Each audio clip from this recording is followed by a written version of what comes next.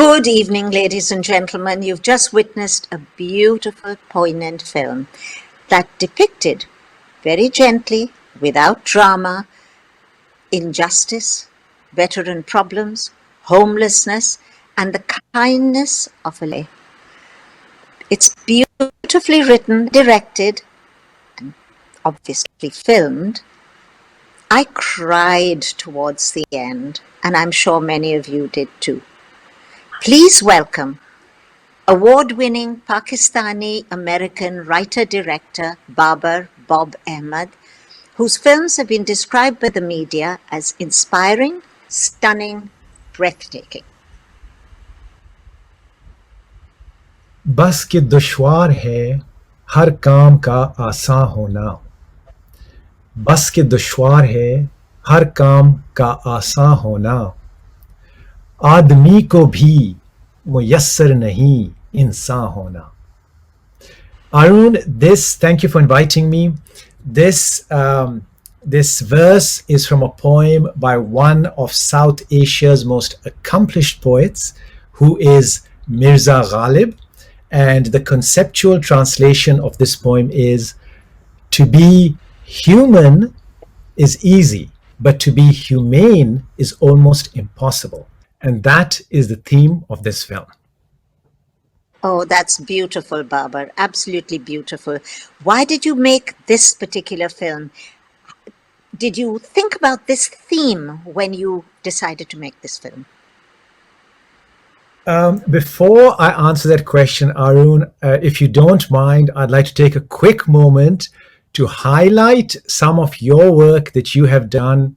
For me, as a South Asian American filmmaker, a couple of decades ago, there was almost no opportunities, no platform, no voice for South Asian Americans. And there was certainly a few South Asian American individuals who were accomplished, but there was no community. And what you have done, I feel, is you provided a platform and a voice to South Asian American artists in America, and also have showcased South Asian American culture to American society. Go ahead. Coming to the question, you'll be surprised to know, Aroon, that the homelessness rate in Washington, D.C. is the highest in all of America by far. And Washington, D.C. has made very positive strides towards reducing homelessness, homelessness in veterans, some very, very positive strides nationally also. From 2007 to 2017, the rates have been coming down. But still, this is a very complex topic, and anyone who lives in DC will be able to visually know, just by walking in DC in the city center, and see homeless folk in various different places. So I had started working in Washington, DC at an organization near the White House. And the first day that I walked to my work, I saw a few homeless folk on the right of the street, on the left of the street. And this really impacted me. So I went to work and I thought about it. I reflected on this topic and I said, what can be done? What sort of humanity is this, that there are homeless people without shelter, without a home on the street?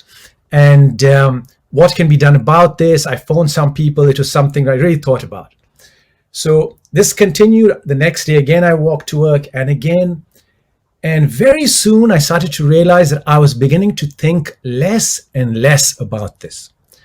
And one day came when I went to work, and the only thing on my mind was, how am I going to impress my boss? What am I going to eat for lunch today? What am I going to say in the meetings today? And I had completely ignored, neglected. I didn't even realize that there were human beings on the street. And then one day, my brother phoned me and he was very upset. So I met with him and he told me why he was upset. And he said that there was a homeless elderly gentleman collapsed on the floor, unconscious, in DC while he was walking in DC. And everyone walked by. They walked Walk back. to, they walked fro, they walked in front, back, to the side. And people didn't even look and see that there was an unconscious human being on the floor. And then my brother called 911, an ambulance came, took the gentleman away. So I became really quiet and I didn't respond. So my brother said, "Why are you so quiet?"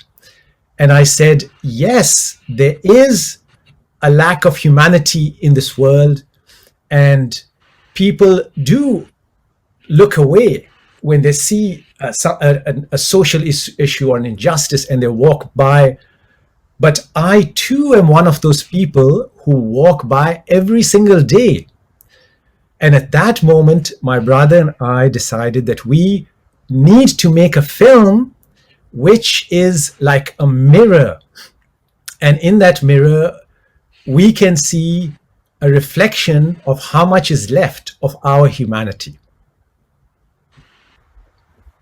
Well, the little boy's kindness and sympathy for the veteran was beautifully depicted.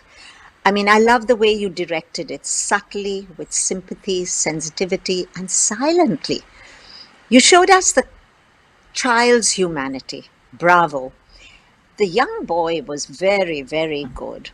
I'd like to know how you worked with him, how you brought out this performance in him, because he was, it was beautiful how you worked with him, how he just walked by, stopped, and each day it became a little more involved. And the end, I loved it when the veteran tied his shoelaces. That was so beautiful. Thank you, Aroon. Thank you.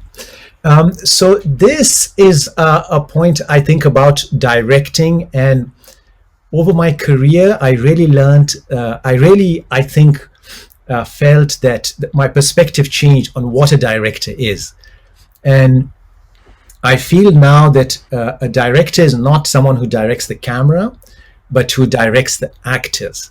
And the penultimate thing for a director, the definition of what a director does is really and simply about performances. And whether a director chooses to participate in the cinematography or the art design or in the catering, that's to the director's discretion. But the number one role, I feel, is the performances.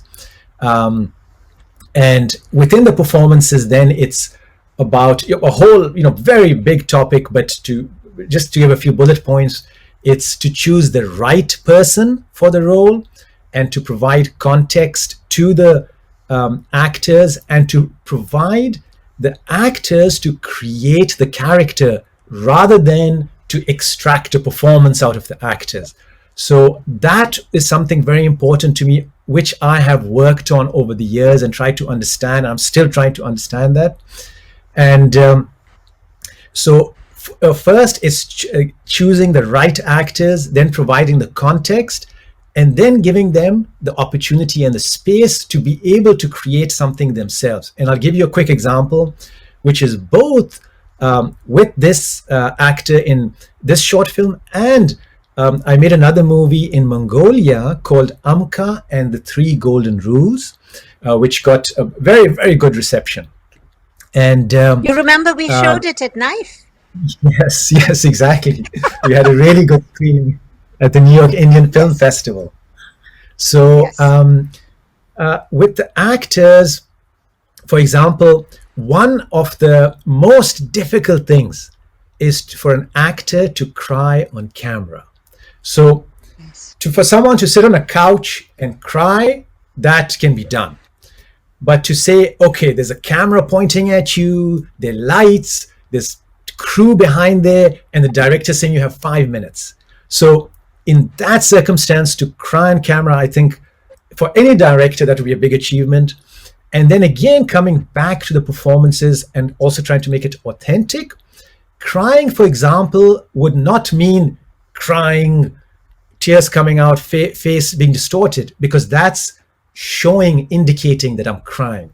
But I feel if someone is crying, they are actually trying not to show that they're crying. So in real life, if I were crying, I would not be, like, my facial objective is to not show that I'm crying. And the tears are coming from my heart. So to create something like that for a director, I think is one of the biggest tests. And I am fortunate enough to say that in both the last two films, I've had the lead actors who actually cried on set, and it was actually a very challenging process because I explained to the actors, I said, look, you are really doing well, you're excellent, you're in this film, you understand everything, but I'm going to tell you one thing. I have confidence in you that you can do something which is amazing, which is that you will cry in a character. You're going to be in character and you're going to cry on camera. There's not going to be any cuts. There's not going to be any fakeness, putting water on your face or anything. The camera is just going to be there. There's going to be no cuts. And either you cry or you don't. So the actors both in the short film and in Amka, they're really prepared. And we went through all the techniques and we did everything and we explained the context. And so far they were hitting everything. Every scene they were hitting right on point. And then when we came to the crying scene, I said, okay, this is going to be amazing. And I said, okay, let's go. And they just could not cry. They could not cry. So I said, okay, what about the technique we learned? The first technique that didn't work. The second technique didn't work. The third technique, all the techniques are not working. And all the crew told me, look, we are behind schedule. We have a few other scenes. Let's move on. They've got a great performance. They're really sad on camera. You've got what you want. And this is how I feel like experience can really help, because at one point in the past, I would have really said, we've got it, it's fine, let's move on. Or secondly, I would have tried to be more overwhelming on the actors, like, come on, we can do it, come on, we can do it. But this is one thing which I feel is very important for a director to understand. And that is to allow the actors creative space and allow them to breathe within an environment. So the role of the director is not just to lecture them or to impose his ideas, but to create an environment so they can then create something special. And so in both the instances, I did exactly the same thing. I said, listen, the next two scenes are postponed, so don't even worry about the next two scenes. Don't even worry about this. Right now, I feel like taking a break. I'm going to go check my phone messages. I'm going to have a coffee, and I'm not sure when I'm coming back, but I'm going. And I just, by doing that, it really took the tension out of the scene. It took the pressure out of the scene. And a few moments later, I returned, and both the actors cried on set, and the crew was stunned. It was really something magical. The crew who've worked before in movies had not seen this before, where someone is genuinely crying. And one of the lead actors is 8, one of them is 10. So to have something like that, everyone it just felt magical. So I feel focusing on the performances, focusing on the directing, knowing what a director does, I feel to me is the reason why the actors can really flourish. One other quick example I'll give. In this short film, in my mind, I had envisaged that when the boy comes and he sees the homeless veteran towards the end of the film, he's very surprised and he's like, oh my God, this is the person that I really respect and like, and I've seen him. So I told the boy, I said, listen, you're going to see him, you're 8 years old, so I would assume that your reaction is going to be like, yeah, I'm jumping up and down, I'm really excited. And he told me I wouldn't do that. So I was confident enough that I had explained the context of the scenes to him. I'd explained the character to him. I had done enough rehearsals with him that I was confident in his judgment. So I said, fine, do what you feel you would do. And when he saw the homeless veteran towards the end of the film, for those who haven't seen it, there's like a small twist ending. So when he sees the homeless veteran, the expression that he gives is of something which is very deep. It's something where in his soul, he's happy and he's perplexed and confused, and he's deciding what to do. And many things are making sense to him. It's almost like he's coming of age at that moment. And it has nothing to do with being excited. And that one shot was the lead actor the boy's own decision? And I feel in my filmmaking career, that one shot, if I were to say what is the strongest one shot, it would be that one shot. And that again is by, I feel, the actors creating something of their own. Would you think you're a writer first or a filmmaker first, a director first, or is it just intertwined? That's Would you a write really for good someone question. else to film? Definitely. Exactly. I would love to, Aroon. So I hope that you have a story ready that I can adapt. But as a filmmaker, one thing I found, like, what is a filmmaker? So I studied at the New York Film Academy, and that is where I really got inspired to make films because of the whole ethos of what is filmmaking. And before that, I was at a point where it was more, success was more about salaries and jobs and promotions. And at the New York Film Academy, you saw that there's no difference between people. Everyone is the same regardless of their age, regardless of their background. And everyone's objective is the same, to create something meaningful, regardless of the salary, or regardless of these things that one would typically think if one were working in a typical bureaucracy. So as a filmmaker, that's something, being a filmmaker, I feel that's what a filmmaker is. That's someone who is trying to create something beyond the traditional, what is expected in the norm, and also going beyond the boundaries and saying that, look, we need to create this. It doesn't matter if we're using a Red camera, an Alexa camera, or an iPhone. It's more about creating the story. So I think in that regard, I would consider myself a filmmaker.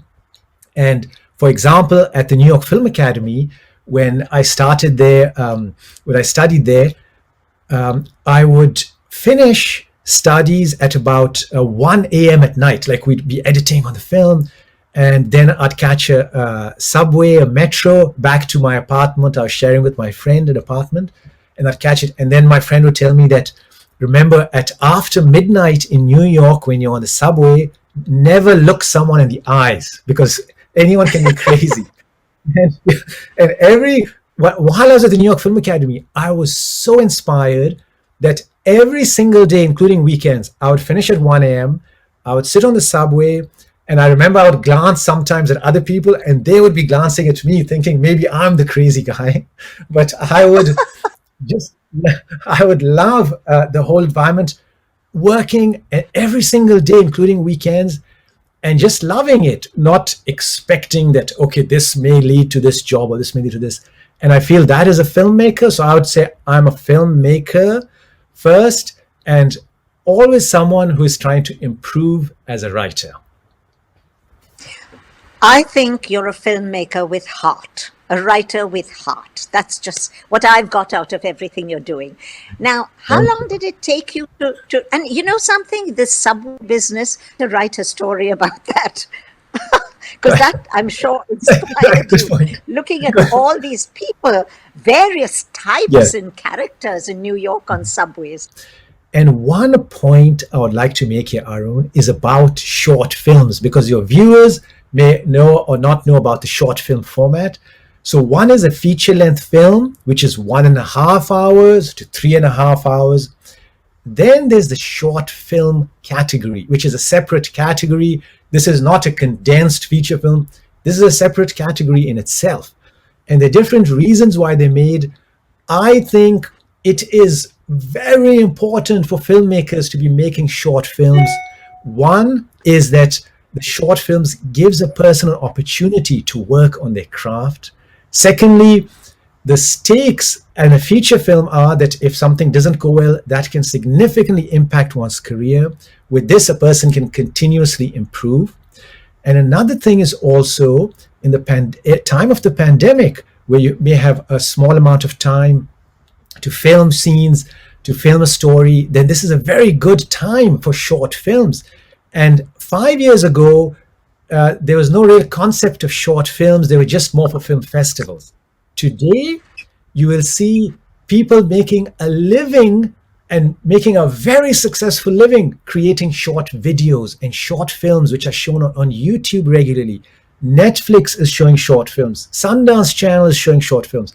And people sometimes want to get a message, maybe be a little inspired, be entertained in 10 minutes. They may not necessarily want to spend 2 hours. So the short film is something really, I feel that it's, for me, it's been something very, very useful in many, many ways. You've started a new film, I know. Tell us about that. I have two, yes, I have two films which are very close to my heart, which my method of filmmaking is that I take one small step, then I think about that step, and then I take the next step. Always the actors and the performances are on the top of my mind throughout the process. So that is the stage I'm at right now. One of the films is about faith and forgiveness. That's the theme. A second film is about trust and friendship. So these are the two films. And at this point, as one of the last points, if I can make, I would like to quote a great person who said that through art, we see our humanity. And that great person, Aroon, is your mom. That interview is from the Heritage India YouTube video. So that quote is something which really impacted me. It's something which I feel is very useful to know about what art can accomplish, especially in this day and age.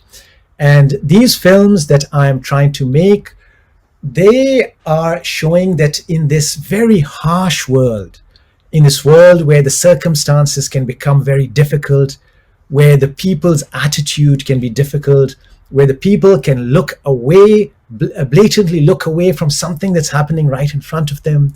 Within this environment, there is potential for a person's humanity to come through. Thank you, Baba.